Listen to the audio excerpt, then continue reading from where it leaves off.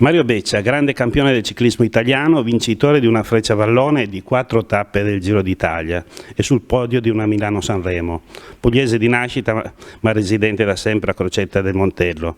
Una carriera iniziata quando il grande Eddy Merckx appendeva la bici al chiodo. Parliamo della tappa Conegliano Valdobbiadene di sabato. Quali sono le caratteristiche di questa crono? Beh, io la zona la conosco molto bene perché mi allenavo e anzi qualche volta faccio dei giretti, non è che proprio ho appeso la bici a chiodo, però insomma qualche giro me lo faccio. È una zona bellissima, ha dei falsopiani che a mio tempo, io non ero proprio solamente uno scalatore, a suo tempo ho dovuto un po' cambiare le mie doti, sono passato come un puro scalatore. Però poi ho dovuto anche ambientarmi al fatto di diventare un po' passista. Ai miei tempi un Giro d'Italia conteneva dentro il suo giro almeno 150-160 km di cronometro. Per cui uno scalatore partiva con un fardello di 5-6 minuti di ritardo in confronto ai veri dotati per tutto questo. E un tipo di cronometro tipo quella del Conegliano Valdobbiadene sicuramente avevo perso poco, innanzitutto perché è abbastanza lunga e io sulle distanze mi difendevo bene. Io perdevo in quelle corte, se erano 15, 10 non avevo la potenza, però poi alla distanza ne venivo fuori. È una corsa dove poi questi strappi qui, tutti i falsipiani che ci sono, sicuramente come ho fatto a Pinerolo, come ho fatto in Svizzera, anche la stessa Svizzera dove ho vinto, sono arrivato dietro Thurau, secondo, per dirsi nella cronometro, Joop Zoetemelk è arrivato terzo ed era un cronoman anche lui a suo tempo, quindi mi difendevo e ho cambiato le mie doti in questo.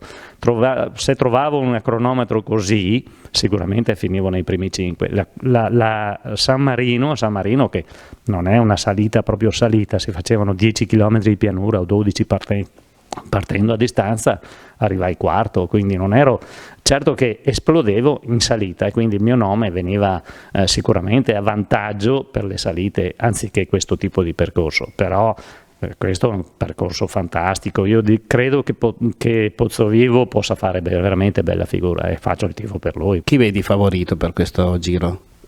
Chi sta indossando la maglia adesso pedala bene e lo vedo anche sicuro con la squadra, nei movimenti che ha fatto di gioco di squadra è ben pilotato, non c'è niente da dire. Una tappa senza pubblico, secondo te che effetto farà sui ciclisti?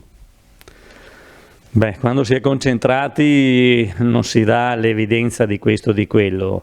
È un aiuto importante il pubblico perché io lo sentivo tantissimo, io veramente lo sentivo, il pubblico ti dà una grossa spinta. Però se sei concentrato come si deve per una cronometro, perché la cronometro chiede concentrazione per lo sforzo, una volta che parti non senti più niente, sei preso proprio dal fatto di arrivare prima possibile e fare un buon tempo. Come è cambiato il ciclismo di oggi rispetto a quello che hai vissuto? Beh, il ciclismo a mio tempo era molto a sensazioni, dovevi conoscerti molto bene fisicamente e le preparazioni dovevi farle proprio sapendo la tua condizione e portandola pian piano a quello che ti serviva come diciamo se avevi puntato al Giro d'Italia, alle classiche o viceversa.